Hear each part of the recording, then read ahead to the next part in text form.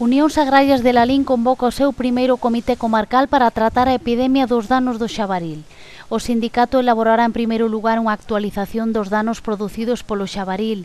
Exporase as perdas que están a sufrir os gandeiros e agricultores, tanto económicas como materiais, as consecuencias que teñen estes danos nas súas explotacións e os problemas que xera a presenza do xabaril, tanto para os animais como para as persoas. En segundo lugar, elaborarás unha tabla de solucións para trasladar á Xunta de Galicia, que consideran é a responsable desta epidemia que están a sufrir os gandeiros e queren facer público o seu descontento polas manifestacións feitas dende a Xunta con esta comarca. Unións Agrarias di que a comarca de Lalín ten que ser catalogada como zona de alto risco para que se permita facer un maior control da especie.